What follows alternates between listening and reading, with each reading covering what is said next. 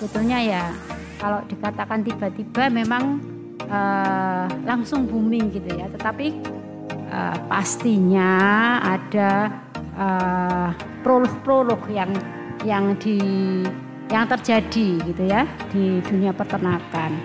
Kalau berdasarkan informasi-informasi mungkin nanti dari Dinas Peternakan akan lebih menjelaskan ya tentang secara data gitu ya. Karena penyakit PMK ini di Indonesia sudah dinyatakan bebas gitu ya. Bebas itu mulai tahun 84 itu bebas PMK. Kemudian tiba-tiba muncul sapi-sapi gitu ya, yang pertama kali ditemukan di wilayah Gresik gitu ya. Di Gresik dengan ciri-ciri yang sama dengan penyakit yang disebut penyakit mulut dan kuku, yaitu yang dengan gejala-gejala munculnya lesi atau luka-luka di bagian mulut, sekitar mulut, kemudian di kaki ya, kuku ya, kemudian di ambingnya, di ambing sapi. Nah, itu muncul seperti itu. Nah, itu adalah virus gitu ya. Virus, jenis virus yang kalau dikatakan di mikrobiologi itu adalah virus picornavirus gitu ya. Yang ini sangat menular pada sesama sapi. Jadi artinya ini kan menyerangnya ke hewan yang berkuku genap. Jadi kalau pada unggas nggak bisa. Ini hanya pada sapi, pada domba, kambing, kerbau gitu ya. Nah, ini bisa menular gitu ya dengan cepat. Tetapi kalau pada manusia itu karena memang dikatakan di situ tidak bersifat zoonosis, tidak menyerang, tidak menularkan ke manusia. Tetapi ada lagi pendapat yang mengatakan sebetulnya bersifat zoonosis, tetapi gejalanya sangat ringan gitu ya. Gejala yang muncul sangat ringan. Ini ada pendapat yang memang berbeda, tetapi selama ini PMK ini tidak bagi manusia ya, itu tidak menyebabkan gejala-gejala yang buruk gitu ya, yang fatal gitu ya. Tapi pada hewan itu pada hewan berkuku belah itu sangat cepat penularannya karena sifatnya aerosol melalui udara, terus kontak langsung gitu ya. Kemudian bisa juga orang petugas atau yang berhubungan dengan hewan di kandang itu keluar masuk tanpa ada biosecurity, tanpa ada pengamanan, tanpa ada kebersihan dari orang tersebut, itu juga bisa menularkan gitu ya, bisa menularkan. Nah, kalau tadi dikatakan tidak serta-merta, tidak ujuk-ujuk begitu ya. Itu bisa juga karena kita juga import ya. Kita kekurangan bahan pangan asal hewan ya, terutama daging ini ya. Untuk produk sendiri, kebutuhan konsumsi protein hewani di Indonesia itu masih kurang gitu ya dari produk peternakan yang ada di Indonesia, sehingga pemerintah kan masih mengimpor ya, mengimpor daging ya. Kalau dilihat itu memang daging-daging yang diimpor itu ada yang dari India, di mana India itu dikatakan belum bebas PMK.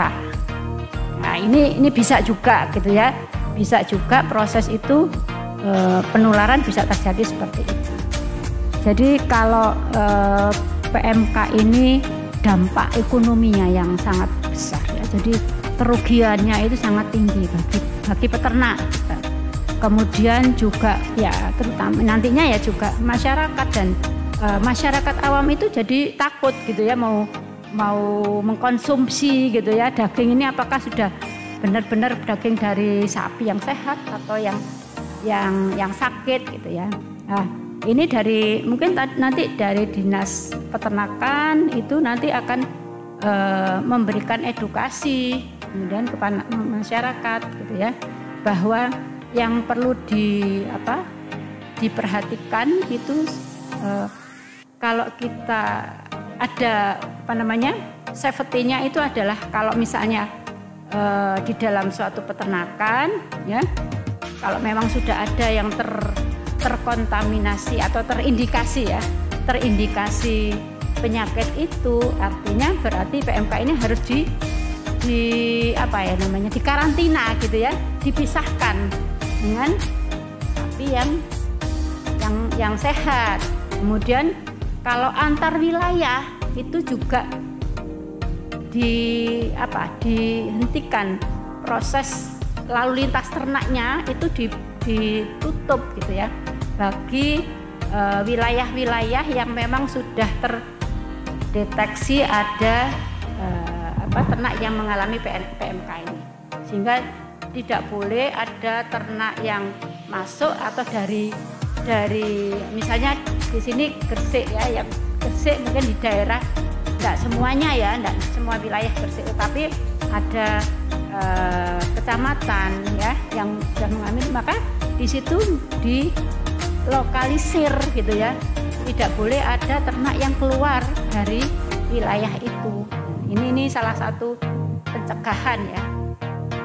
Kalau untuk ternak-ternak yang akan dibuat korban ya Idul Adha ya, tentunya sudah ada kriteria-kriteria yang akan dipersyaratkan bagi peternak untuk menjual ternaknya itu dengan kriteria yang sapi yang sehat. Jadi memang kalau di dunia pendidikan gitu ya, dari mahasiswa-mahasiswa baik itu mahasiswa S1 yang pada semester 6 gitu ya sudah harus mempersiapkan skripsinya, atau mahasiswa S2 yang kalau di Fakultas Kedokteran Hewan itu juga ada S2 yang nantinya juga bisa mengambil topik-topik yang berkaitan dengan peternakan gitu ya. Ya ini juga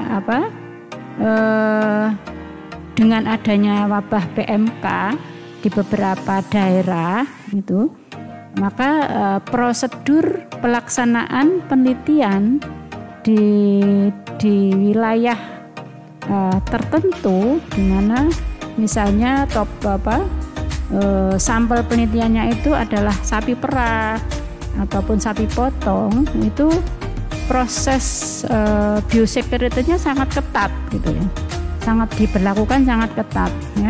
Kebetulan ada mahasiswa kami yang melakukan penelitian di wilayah Tulungagung, di Sendang. Di sana memang masih bebas ya, belum tertular, tetapi ya itu yang kemudian diterapkan biosecurity yang ketat.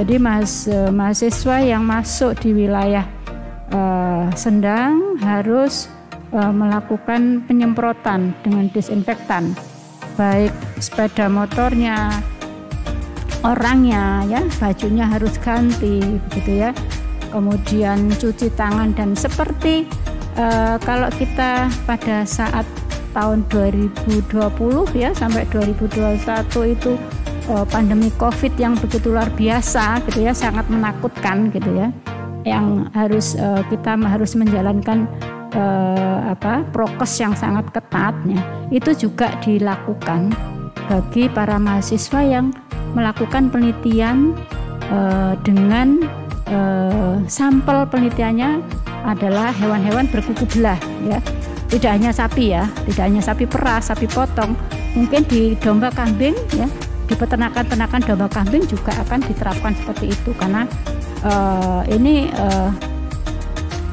peternak juga sangat ketakutan apabila ada satu ternaknya saja, satu sapinya saja yang mengalami itu, pasti akan semuanya terkena, karena kan kandangnya juga terbatas ya Mbak ya.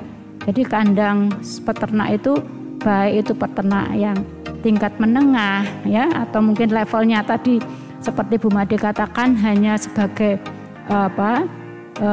sampingan gitu ya, Jadi ada yang cuma 2-3, tetapi ada yang dia punya sampai 10-20 ekor. Di mana kandangnya juga terbatas karena rumahnya juga tidak besar misalnya. Kemudian pekarangannya juga tidak luas, sehingga juga ini sangat riskan gitu ya apabila tidak benar-benar menerapkan prokes dan biosecurity yang ketat. Tidak hanya orang lain, petugas pun harus melakukan seperti itu ya. Ini yang perlu disiplin ya. Penerapan disiplin ini yang kadang-kadang sudah terbiasa dengan hal yang nggak apa-apa gitu ya, tetapi dengan kondisi wabah PMK ini harus benar-benar diterapkan gitu ya, tidak bisa dibuat main-main, karena kalau bagi manusianya sendiri nggak masalah, tapi bagi hewan ini dampak ekonominya tadi sudah dijelaskan luar biasa sekali, terutama kalau misalnya sapi perah itu peternak sapi perah ya mengandalkan susunya kan. Kalau sampai terkena mastitis, jadi radang pada ambingnya, ya sudah cutel gitu ya. Artinya kan sudah tidak produksi air susu itu. Nah, kapan peternak tidak bisa menjual susunya? Padahal biaya produksinya besar ya. Biaya produksi untuk sapi perah itu jauh lebih besar dibandingkan sapi potong gitu ya. Dan pemeliharaannya lebih rumit gitu ya, lebih harus telaten. Nah, ini yang perlu pencegahan itu yang penting ya, dibandingkan kalau sudah terjadi ini agak susah.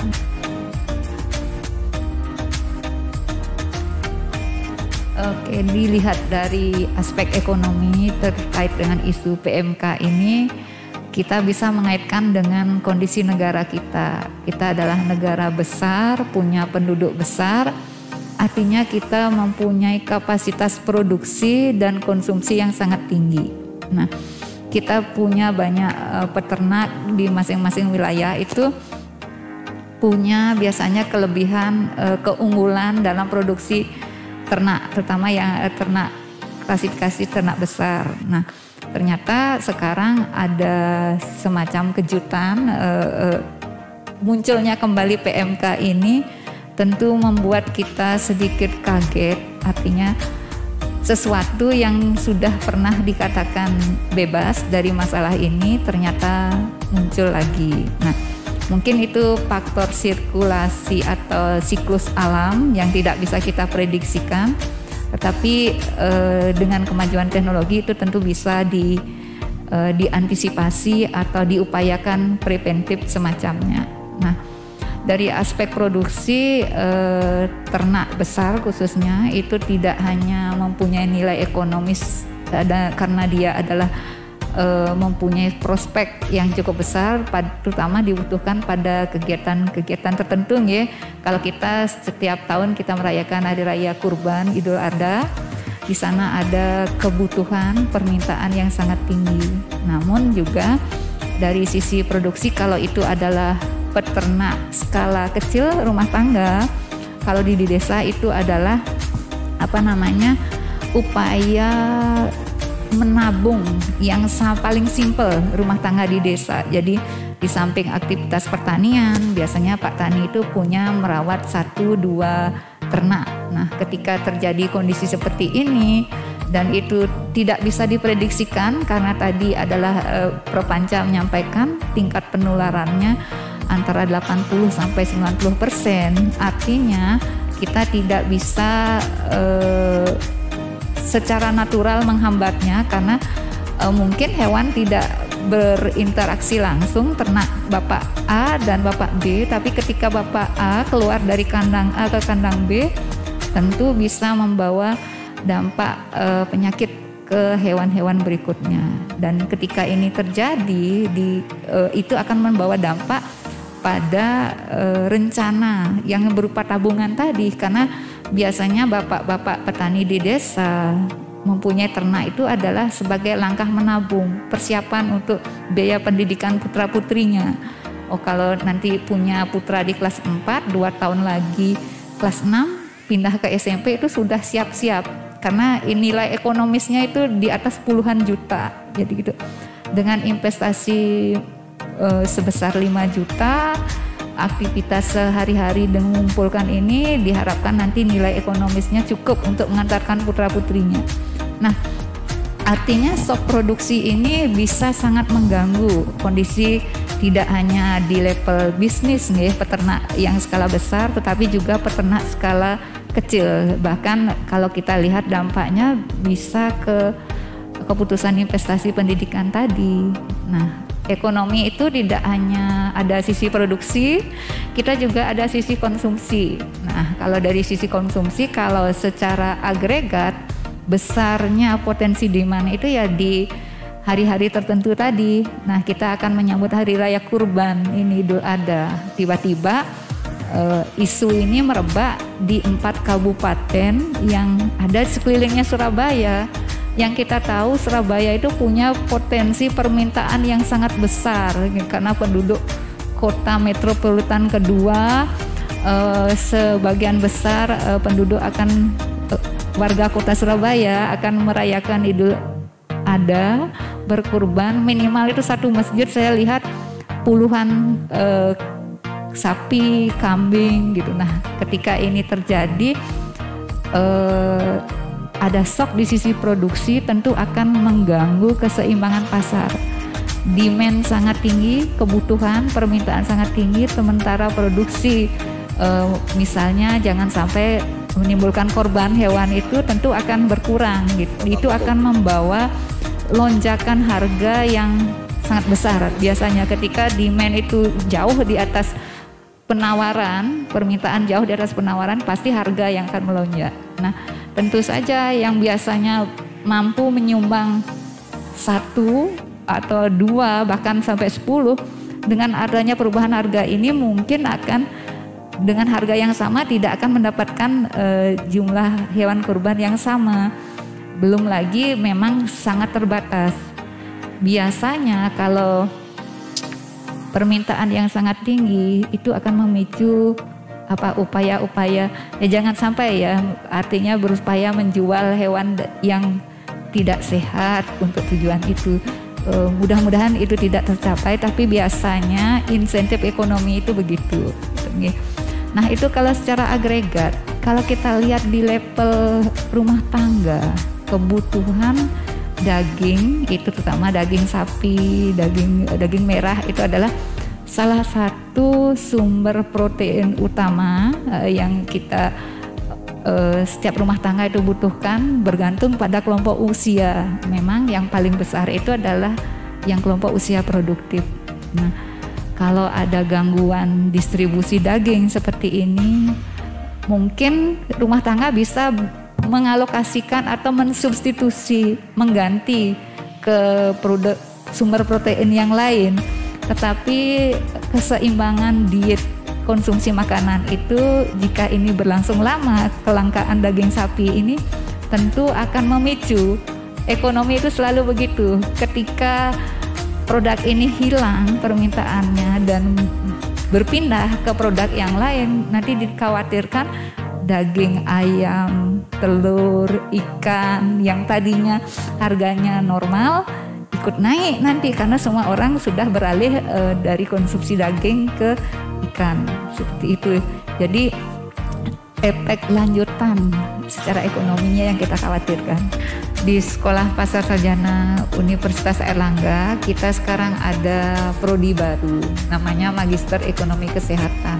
Nah, prodi ini baru dan pertama di Indonesia, dan kita mencoba menawarkan kepada mahasiswa bagaimana menilai aspek ekonomi dari kesehatan. Nah, terkait tadi wabah PMK ini, tentunya kalau kita bawa ke ranah mata kuliah yang akan ditawarkan di PMK ini adalah, di MEK ini adalah sebagai konsumen, karena kita akan mencoba menyoroti bagaimana masyarakat, baik itu sebagai individu maupun rumah tangga, anggota keluarga, itu mencoba memahami nilai ekonomi dari kesehatan. Nah, kesehatan itu banyak sekali inputnya. Kadang kalau sudah sakit baru berobat, itu preventif. akuratif, kemudian mencoba menjaga kesehatan supaya tetap sehat, preventif. Nah, kita ternyata di dua aspek ini selama ini bukan dikatakan sukses 100%, tetapi juga kurang, tidak juga bisa dikatakan kurang, tetapi ternyata perilaku konsumsi masyarakat itu yang bisa memicu perubahan perilaku. Banyak sekarang penyakit-penyakit tidak penular seperti diabetes, jantung, darah tinggi itu dipicu dari pola makan. Nah, konsumsi daging ini pun salah satu adalah perilaku kita, kebiasaan kita sehari-hari. Kadang kita melihat yang penting enak itu sekarang di meja makan, sakit itu nanti gitu. Nah, salah satunya kita coba memberi ini loh nilai ekonomi dari kesehatan. Biaya yang dikeluarkan di kemudian hari, terutama ketika ada anggota keluarga yang sakit, syukur-syukur itu kita menginginkannya sehat, tetapi sakit itu tidak bisa ditolak ketika seperti arisan gitu loh. Apalagi itu kalau sampai terjadi di kepala rumah tangga atau anggota keluarga yang paling produktif mencari nafkah. Nah, itu yang akan membawa konsekuensi keuangan ketika ada shock pendapatan, konsumsi menjadi terganggu. Tidak hanya konsumsi, bahkan studi menemukan itu biaya kesehatan itu mencapai 40% dari pengeluaran setelah dikurangi pengeluaran makanan. Nah, di kondisi ini disebut dengan katastrofik. Nah, tentu saja kondisi sekarang PMK ini jangan sampai ya. Mari kita bersama-sama menjaga kesehatan. Artinya bukan karena daging itu mahal terus kita berhenti makan daging, tetapi masih ada alternatif lain. Kalau daging merah belum bisa dikonsumsi secara aman 1-2 bulan ke depan, monggo substitusi dengan kebutuhan protein yang lain. Masih ada ikan, banyak loh ikan-ikan segar yang kita miliki, yang diproduksi nelayan, ditangkap di daerah perairan yang sehat gitu. Bisa juga dengan kebutuhan yang lain gitu. Nah,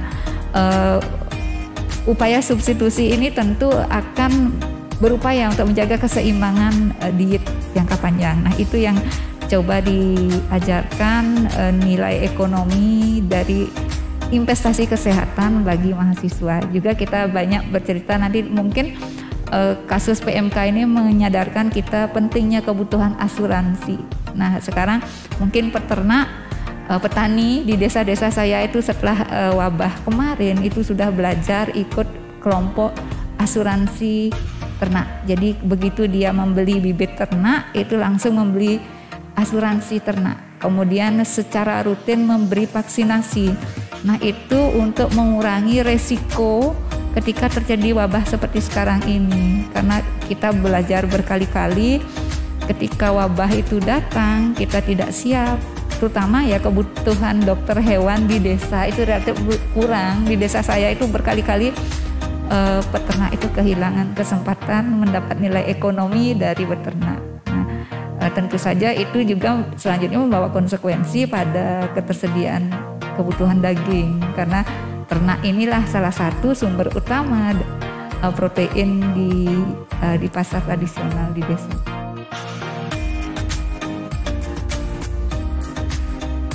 Secara prinsip sebaiknya masyarakat tidak panik ya, baik masyarakat peternak maupun masyarakat konsumen. Mohon izin saya jelaskan konsumen dulu. Saya yakin pihak dinas terkait dalam hal ini misalnya Surabaya, Ibu Anti pasti sudah membuat aturan-aturan ketat sehingga konsumsi protein hewani dalam hal ini daging merah dari sapi misalnya itu mulai dari peternakan sampai ke meja makan konsumen itu sudah ada aturan-aturan yang ketat yang menjaganya. Tadi Bu Anti sudah menyampaikan itu. Jadi sekali lagi masyarakat tidak perlu panik ya, masyarakat konsumen pertama itu ya, bahwa kalaupun membeli daging itu tidak harus kemudian panik, waduh jangan-jangan tertular. Tadi sudah disebutkan bahwa sangat kecil kemungkinan itu menular ke manusia. Namun sebagai antisipasi ada baiknya kalau memang membeli daging mentah dari pasar dalam rangka tadi misalnya penjual bakso, kemudian pedagang iga bakar, begitu ya Mbak tadi ya. Ya, itu ada langkah-langkah yang perlu juga diperhatikan. Yang pertama misalnya kita harus waspada ya. Jangan-jangan virusnya ada di situ. Maka antisipasinya jangan setelah sampai di rumah langsung dicuci kemudian air cuciannya dibuang. Nah, itu bisa menyebarkan kalau ada.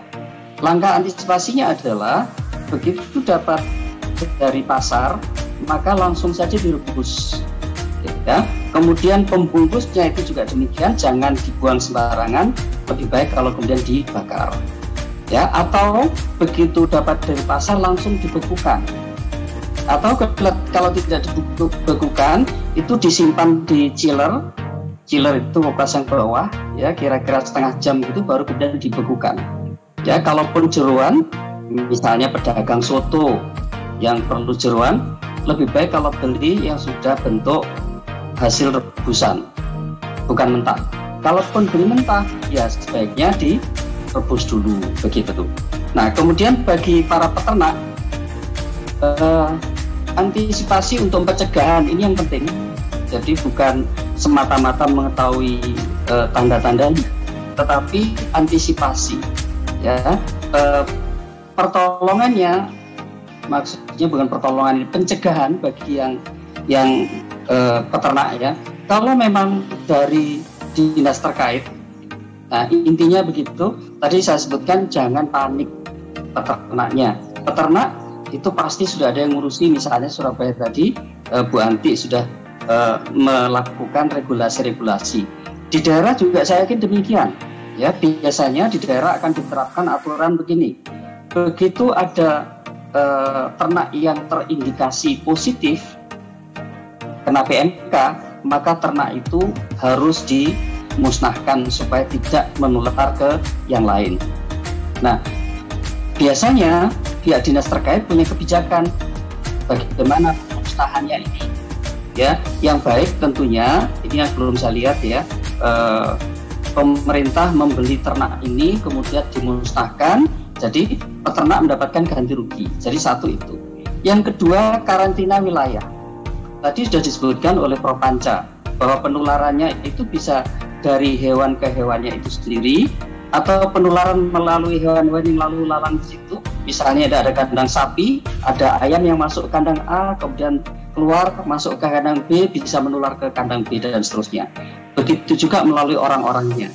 Oleh karena itu, kalau ada suatu daerah yang tertular, dalam hal ini lebih spesifiknya ada suatu kandang yang tertular hewannya di situ, maka diisolasi kandang itu. Jadi lalu lintas ternaknya, orang-orangnya, kemudian pemakaian alat-alatnya sebaiknya menerapkan protokol yang ketat mirip dengan COVID. Jadi cuci tangan dan sebagainya supaya tidak menular kandang lain. Dan yang dilakukan pemerintah ini termasuk yang baru-baru ini dilakukan bersama dengan mahasiswa FKH UNER dan para dosen, melakukan vaksinasi massal. Nah, 3 langkah itu yang penting. Ya, yang pertama adalah yang tertular itu sebaiknya segera diisolasi, kalau perlu dimusnahkan. Kalau ada yang kandang yang tertular, kandangnya juga di lockdown, gitu ya. Yang karantina wilayah istilahnya, kalau karantina lokal. Dan yang ketiga adalah vaksinasi hewan secara massal. Nah, para peternak mohon ketika ada program vaksinasi ini jangan kemudian menolak dan sebagainya. Kadang-kadang kan ada peternak yang tidak suka atau tidak bersedia ketika sapinya divaksin, ya.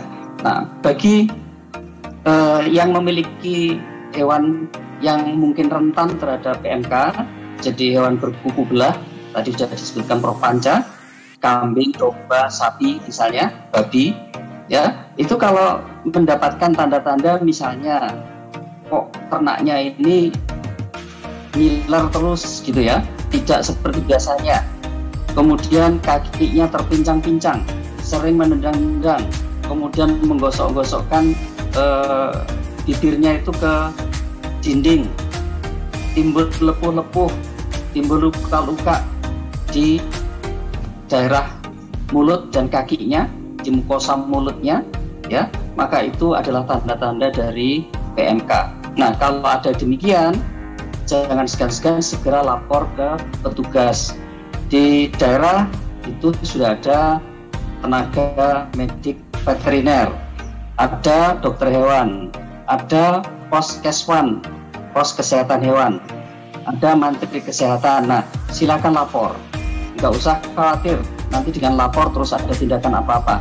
Tujuannya adalah pencegahan supaya tidak meluas ke yang lain-lainnya, supaya kerugiannya bisa diatasi. Saya yakin kalau kerjasama semua pihak dalam hal ini, regulatornya pemerintah, termasuk pemerintah daerah sampai ke kabupaten, kecamatan, desa, kemudian para petugasnya, para akademisi, dan para peternak, masyarakat peternak, ini semuanya satu ide untuk sama-sama memberantas PMK. Insya Allah PMK bisa kembali kita hilangkan dari bumi Indonesia, dan semoga Indonesia kembali menjadi negara bebas PMK. Jadi prinsipnya begini, begitu membeli daging dari pasar, kan ada dua kemungkinan tuh. Kemungkinan pertama akan dimasak, kemungkinan kedua disimpan, gitu kan?